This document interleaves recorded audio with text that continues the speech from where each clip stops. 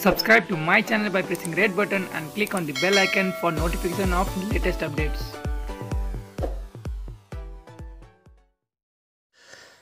नेपाल भारत सम्बन्धमा निकटता र दोहोरो समस्याको सुनवाई गर्न हरेक महिनाको अन्तिममा दुई देशका प्रधानमन्त्रीबीच फोन वार्ता गर्ने पद्धति थालिएको थियो। भारत भ्रमणको कुरा आएपछि सीमावर्ती समस्या र विवादास्पद भूभागबारे बुझ्न बालुवाटारमा नापी विभाग परराष्ट्र मन्त्रालय सहित पार्टीगत सहभागिताको बैठक चलेको थियो। त्यही बेला लिपुलेखको अवस्थित र नेपालसँग रहेका प्रमाणबारे प्रधानमन्त्री कोइरालाले राम्रोसँग बुझेका थिए। तत्कालीन प्रधानमन्त्री सुशील कोइरालाको 2015 जुन 12 र 14 मा भारतको राजकीय भ्रमण हुने तिथि मिति तय भएको थियो, तर अन्तिम घडीमा त्यो एकाएक रोकियो। राजकीय भ्रमण समेत रोकिनको कारण उपयुक्त समयमा मिलाएर पछि गरिने मात्रै भनियो, तर कारण अर्कै थियो। उता बेजिङमा भारतीय प्रधानमन्त्री नरेन्द्र मोदी र चिनिया राष्ट्रपति सी जिनपिङ बीच नेपाली भूमि लिपुलेखबारे द्विपक्षीय व्यापारिक नाका बनाउने सहमति भएपछि नेपाल सरकारले तत्कालै काठमाडौँमा भारत र चीनका दुवै राजदूतलाई प्रोटेस्ट नोट पठाउँदै उक्त सहमतिप्रति विरोध जनाएको थियो। त्यही असहज स्थितिमा प्रधानमन्त्री कोइराला र भारतीय समकक्षी मोदीबीच फोन वार्ता भएको थियो। वार्तामा कोइरालाले भनेका थिए, यो लिपुलेखको कुरा के हो, यो हाम्रो भूभागबारे हाम्रो सहमति बेगरे बेजिङमा सहमति गर्नुभयो, यस्तो किन भयो। यही संवादपछि प्रधानमन्त्री कोइरालाको भारतीय राजकीय भ्रमण रोकिएको थियो अकारण र एकाएक, अनि दुईतर्फी फोन संवादहरू पनि बन्द भए। यही 20 महिने कार्यकालमा एक पटक पनि भारतको राजकीय भ्रमण नगरी पदबाट मुक्त भएका प्रधानमन्त्री बन्न पुगे कोइराला। ठिकै छ, भ्रमण त रोकियो, देशको भूभाग अतिक्रमणित भएको विषयमा दुवै देशलाई नोट पठाएको थियो र भारतीय प्रधानमन्त्रीलाई प्रत्यक्ष फोन वार्तामा अवगत भइसकेको थियो, तर यो गम्भीर सरोकारमा परराष्ट्र मन्त्रालयको कहिल्यै फलोअप हुन सकेन। तत्कालीन प्रधानमन्त्री कोइरालाका कूटनीतिक सल्लाहकार दिनेश भट्टराईले भने पूर्वाधिकारी सरकारको राम्रो काम कुरा र कूटनीतिक अर्थका कामहरूको उत्तराधिकारी सरकारले फलोअप गर्न चाहेकै थिएन। यही विषय यतिका समयपछि फेरि गत नोभेम्बरमा भारतले आफ्नो राजनीतिक नक्सामा लिपुलेखलाई समेटेपछि मात्रै ध्यान आकर्षण आएको थियो। भारतको उत्तराखण्ड राज्यमा पर्ने पिथौरागढ दार्चुला हुँदै कालापानी र लिपुलेख नाकाबाट चीन प्रवेश गर्ने सडकको उद्घाटन भएपछि मात्र नेपाल सरकारले आफ्नो भूमिमाथि भएको अर्को चरणको अतिक्रमणबारे जानकारी पाएको छ। संयन्त्रलाई थाहा नै नभई अथवा आश्चर्यचकित तुल्याउने गरी यत्रो घटना हुनु दुःखद कुरा हो। भट्टराईले भने, यस्तो गम्भीर मामिलामा समय अहम महत्त्वपूर्ण राख्दछ। यसबारे कुनै प्रकारको कूटनीतिक पहल कदमी सुरुवात गरिएपछि यो रोकिनुहुन्न। सम्बन्धित र सम्भावित घटनाक्रमलाई जतिसक्दो जानकारीमा लिनु पर्दथ्यो, त्यही अनुसार अनवरत लागिरहनु पर्दछ। जसको खास भूमिका रहनुपर्ने हो, उनीहरूमा यो समस्या समय साग आफै हल हुनेछ भन्ने आशा प्रबल बनिरह्यो कि जस्तो लाग्छ। राज्य संयन्त्रलाई थाहा नदिई अथवा आश्चर्यचकित तुल्याउने गरी यत्रो घटना हुनु दुःखद कुरा हो। भट्टराईले भने, यस्तो गम्भीर मामिलामा समयक्रमको अर्थ निकै रहन्छ। यसबारे कुनै प्रकारको कूटनीतिक पहल कदमी सुरुवात गरिएपछि त्यो रोकिनु पर्दथ्यो। योसँग सम्बन्धित र सम्भावित घटनाक्रमलाई जतिसक्दो नियन्त्रणमा लिनुपर्दथ्यो र त्यसै अनुसार निरन्तर दिनुपर्दथ्यो। यस्तो लाग्छ जसले भूमिका निर्वाह गर्नुपर्ने हो, उनीहरू समयले नै यो सबै कुरा ठिक गर्नेछ भन्ने सोचिरहेका छन्।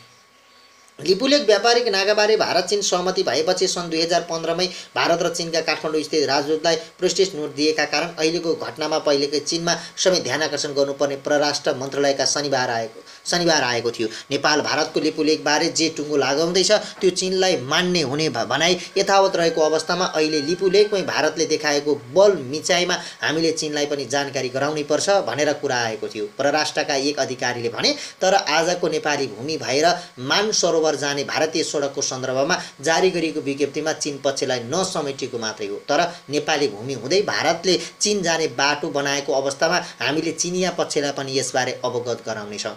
अहिले बल्झिएको भूभाग अतिक्रमणबारे घरभित्र र घर बाहिर दुवैतिर चुनौती रहेको पूर्व सचिव एवं राष्ट्रसङ्घीय नियोगका पूर्व स्थायी दूत भट्टराईले बताए।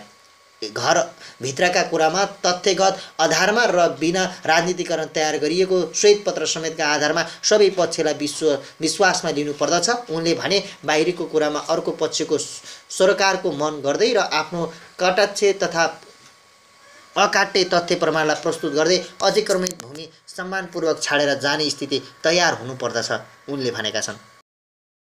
नचाहेमा नेपालले त्यसभन्दा अगाडि कस्तो बाटो अपनाउने हो भन्ने निष्कर्षमा पुग्नुपर्ने सत्तारूढ नेकपाका अध्यक्ष तथा पूर्व प्रधानमन्त्री पुष्पकमल दाहाल प्रचण्डले बताएका छन्। भारतले नेपालको लिपुलेक भएर चीनको तिब्बत स्थित मानसरोवर जाने सडक निर्माण गरेको विषयमा छलफल गर्न आयोजित प्रतिनिधि सभाको राज्य व्यवस्था तथा सुशासन समिति बैठकमा प्रचण्डले सकेसम्म कूटनीतिक र उच्च राजनीतिक तहबाट समस्या समाधान हुनुपर्नेमा जोड दिएका हुन्। प्रचण्डले भने उच्च राजनीतिक र कूटनीतिक माध्यमबाट समस्या समाधान नहुने हो भने के गर्ने भन्ने निष्कर्षमा नेपाल पुग्नुपर्छ। भारतले लिपुलेक भएर चीन जाने बाटो निर्माण गरेसँगै सीमा विवादमा चीन पनि जोडिन आइपुगेको प्रचण्डको भनाइ थियो। लिपुलेकको अहिलेको समस्यापछि यो सीमा समस्या त्रिदेशीय बन्न गएको छ। भारत र चीनबीच व्यापारिक सम्झौता भएको हुनाले पनि यो त्रिदेशीय बन्न पुगेको हो, प्रचण्डले भने। उनले यो समस्या समाधान मन तीनवटै देशको साझेदारी हुनुपर्ने बताएका छन्। लिपुलेकलाई त्रिदेशीय व्यापारिक नाका बनाउन सकिने उनको भनाइ थियो। सांसदहरूले सीमा विवादको विषयमा अन्तर्राष्ट्रियकरण गरिनुपर्ने माग समिति बैठकमा उठाएका थिए। सत्तारूढ दलले अध्यक्षको तर्फबाट भन्दै जवाफमा प्रचण्डले अहिले नै त्यता लाग्ने बेला नभएको बताएका छन्। अहिले नै अन्तर्राष्ट्रिय अदालतमा लगिहाल्ने बेला भयो कि भएर सोचिहालौँ। उनले भने भारतले विगतदेखि नै लिपुलेक, लिम्पुवाधुरा र कालापानी आफ्नो नक्सामा राख्दै आएकोमा सुगौली सन्धि यता नेपालमा रहेको भूभागलाई फिर्ता ल्याउन पहल हुनुपर्ने उनको भनाइ थियो। यो विषय आफैमा धेरै गम्भीर र पुरानो छ। यसमा देशै धेरै पटक छलफल हुँदै आएको छ। नेपाली भूमिलाई फेरि आफ्नो नक्सामा राखेर र सडकमा निर्माण गरेर सीमा विवादले नयाँ स्वरूप लिएको प्रचण्डको भनाइ थियो। सरकारलाई सीमा विवाद मिलाउने विषयमा सबै राजनीतिक दल र अन्य पक्षले साथ दिएको पनि उनले स्मरण गराएका छन्। भारतसँग गम्भीर रूपमा कूटनीतिक असन्तुष्टि जनाइएको पनि उनको भनाइ थियो। भारतले विदेश सचिव स्तरीय छलफल गर्न नमानेको कुरा परराष्ट्र मन्त्रालयबाट जानकारीमा आएको उनले स्पष्ट पारेका थिए। भारतले नेपाली भूमिमा सडक निर्माण गरेको र रक्षा मन्त्री राजनाथ सिंहले उद्घाटन गरेपछि प्रधानमन्त्री केपी शर्मा ओलीलाई भेटेर विवाद गम्भीर मोडमा गएकाले राजनीतिक र कूटनीतिक तहमा पहल थाल्न सुझाव दिएको प्रचण्डले सुनाएका छन्। अब पत्र लेख्ने मात्र नभई निर्णायक पहल गर्नुपर्ने उनको भनाइ थियो। यस्तै सीमामा कहिले कसले कति गल्ती गरे भन्ने बारेमा समीक्षा हुनुपर्ने पनि प्रचण्डको भनाइ थियो। कालापानीमा भारतीय सेना बसेको अहिले होइन, झन्डै 62 वर्षदेखि हो। विगतदेखि अहिलेसम्म किन फिर्ता गर्ने पहल भएन, अहिलेसम्मका सरकारहरूले के गरे भन्ने समीक्षा गर्ने बेला आएको छ, प्रचण्डले भनेका छन्। सङ्गठनहरूले संयुक्त विज्ञप्ति प्रकाशित गर्दै भारतीय हस्तक्षेप र अतिक्रमण विरुद्ध सङ्घर्षमा उत्रिनका लागि तयार रहन आह्वान गरेका छन्। देशको राष्ट्रियता, सार्वभौमसत्ता र अखण्डताप्रति संयुक्त विद्यार्थी आन्दोलन अत्यन्तै गम्भीर र संवेदनशील रहेको स्मरण गराउँदै संयुक्त विद्यार्थी आन्दोलनका तर्फबाट परराष्ट्र मन्त्रीलाई ज्ञापन पत्र बुझाउने, भारतीय दूतावासमा विरोध पत्र बुझाउने कार्यक्रम पनि विद्यार्थीहरूले सार्वजनिक गरेका छन्। वक्तव्यमा राजीव ढुङ्गाना अध्यक्ष नेपाल विद्यार्थी सङ्घ, चिरञ्जीवी ढकाल अध्यक्ष अखिल क्रान्तिकारी, घनश्याम मिश्र उपाध्यक्ष अखिल पाँचौं, आलोक रायमाझी अध्यक्ष अखिल क्रान्तिकारी, महेश बहादुर साई अध्यक्ष राप्रवि सङ्घ, सन्देश भट्टराई अध्यक्ष अखिल नेपाल विद्यार्थी युनियन र धनसुर शाही अध्यक्ष राप्रवि सङ्घ संयुक्तले हस्तक्षेप गरेका छन्। संयुक्त प्रेस वक्तव्यमा भनिएको छ, भारतले नेपालको कालापानी क्षेत्रमा पर्ने ब्यास र गुन्जीको भूमि मिचेर चीन जोड्नका लागि लिपुलेकसम्मको सडक उद्घाटन गरेको छ। भारतले नेपालको कालापानीदेखि लिम्पुवाधुरा क्षेत्रलाई आफ्नो नक्सामा गाभेको जमिन फिर्ता गर्नुको सट्टा 6 महिनापछि दार्चुला लिम्पुवाधुरा सडक उद्घाटन गरिएको छ। हामी भारतको विस्तारवादी हस्तक्षेपको घोर निन्दा र भर्त्सना गर्दछौँ। नेपाली भूमि लिपुलेक मिचेर व्यापारिक मार्ग बनाउने गरी भारत र चीन बीचमा 2072 जेठमा सहमति भएको थियो। लिपुलेक सम्झौतामा भारतका साथै चीनको भूमि समेतमा नेपालको सार्वभौमसत्ता र अखण्डताको विरुद्धमा भएको हुनाले दुवै देशलाई उक्त सम्झौता खारेज गर्न चेतावनी दिन चाहन्छौँ। वक्तव्यमा अगाडि भनिएको छ, नेपाललाई ठुल्ठुला सङ्कटहरू पर्दा भारतले नेपालमाथि निर्मम हस्तक्षेप गर्ने गरेको छ। भूकम्पको समयमा नाकाबन्दी गरेको भारतले कोरोना महामारीको समयमा लिपुलेकमा सडक उद्घाटन गरेको छ। भारतको यो आचरणले नेपाली जनतालाई दुखी तुल्याएको छ। नेपाल भारत प्रबुद्ध व्यक्तिहरूको समूहले तयार पारेको प्रतिवेदन नबुझ्ने भारतको नियत नेपालमाथि निरन्तर हस्तक्षेप गर्नु नै रहेको देखिन्छ।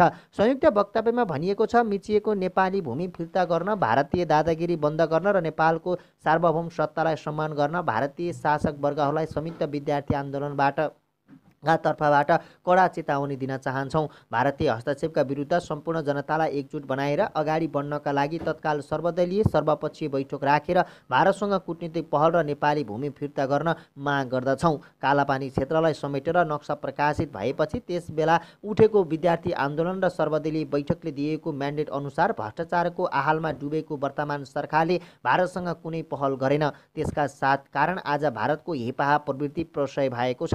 भारतको मिचाहा प्रवृत्ति र सरकारले लम्पसरवादी प्रवृत्ति दुवै कुरा हाम्रा लागि खतरनाक छन्। वक्तव्यको अन्त्यमा भनिएको छ, देशको राष्ट्रियता, सार्वभौमसत्ता र अखण्डताप्रति संयुक्त विद्यार्थी आन्दोलन अत्यन्तै गम्भीर र संवेदनशील रहेको छ। संयुक्त विद्यार्थी आन्दोलनका तर्फबाट परराष्ट्र मन्त्रीलाई ज्ञापन पत्र बुझाउने, भारतीय दूतावासमा विरोध पत्र बुझाउने, नेपाली भूमि फिर्ता गराउन सडक आन्दोलन गर्नका लागि तयार रहन सम्पूर्ण देशभक्त विद्यार्थी तथा जनसमुदायमा आह्वान गर्दछौँ, विज्ञप्तिमा भनिएको छ।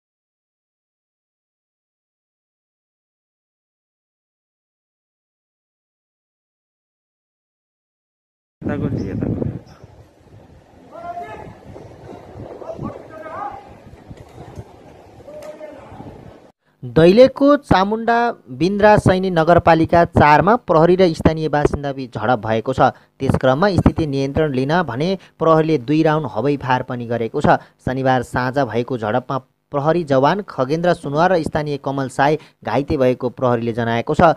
सालटाकुरा नाभा साल्टा डाँडा सडक निर्माणका क्रममा लकडाउनको उल्लङ्घन गरी 50-60 स्थानीय बासिन्दा जम्मा भएको जानकारी पाएपछि प्रहरी पुगेको थियो। त्यसपछि स्थानीय बासिन्दाले 81 प्रहरीलाई आक्रमण गरेको दैलेख जिल्ला प्रहरी कार्यालय प्रमुख हरिबहादुर ओलीको भनाइरहेको छ।